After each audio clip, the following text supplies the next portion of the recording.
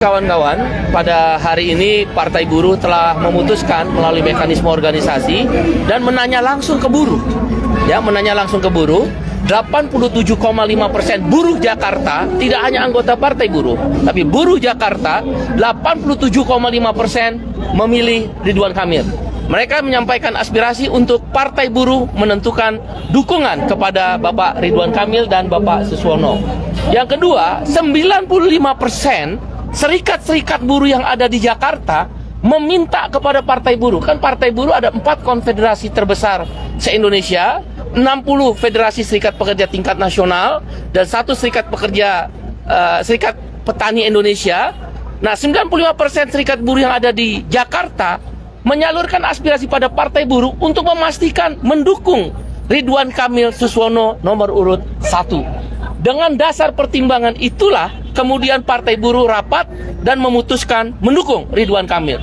Di samping itu, jejak rekam di antara 3 pasangan calon gubernur, Bapak Ridwan Kamil lah yang bersentuhan dengan buruh, dan setidak-tidaknya ada 2 peristiwa yang dimaknai oleh buruh ada tanda petik keberpihakan.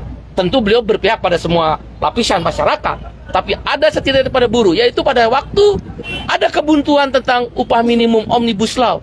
Satu-satunya gubernur saat itu, Pak Ridwan Kamil, gubernur Jawa Barat saat itu, mengeluarkan keputusan yang penuh itikat baik dengan tetap mempertimbangkan dunia usaha, yaitu namanya upah minimum di atas 1 tahun. Karena beliau melihat ada ketidakadilan. Nah, ini kuncinya. Ada ketidakadilan. Kok orang yang kerja 20 tahun, 30 tahun sama yang dengan masa kerja 1 tahun ke bawah. Keberpihakan itulah menjadi catatan penting. Catatan kedua, ketika Omnibus Law disahkan 5 Oktober 2020, di mana-mana 127 kabupaten kota demo besar-besaran dengan keberanian dan sekali lagi good faith, itikat baik. Orang dilihat dari itikat baiknya. Buruh melihat Pak Ridwan didampingi Pangdam dan Kapolda Jawa Barat saat itu naik ke atas mobil komando, menenangkan massa yang sudah tumpah ruah di depan gedung sate sampai jalan di Ponegoro sana. Beliau hanya mengatakan bersama buruh dan rakyat akan menyalurkan aspirasi penolakan Omnibus Law. Sebagai gubernur beliau tidak punya kewenangan, tapi keberanian untuk menyalurkan aspirasi ke pemerintah pusat itu ada sikap seorang kesatria.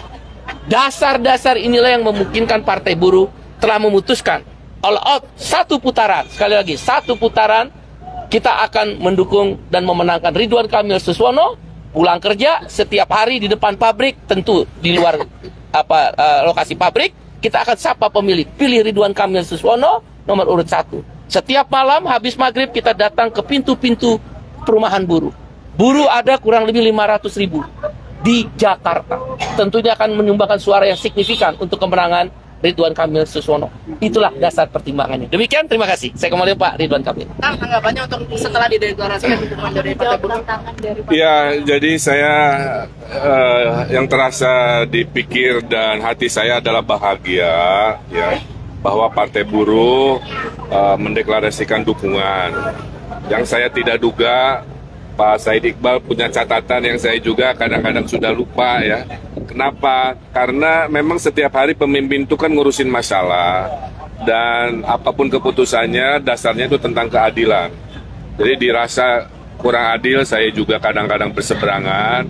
Jika itu udah adil ya kadang-kadang kita meneruskan.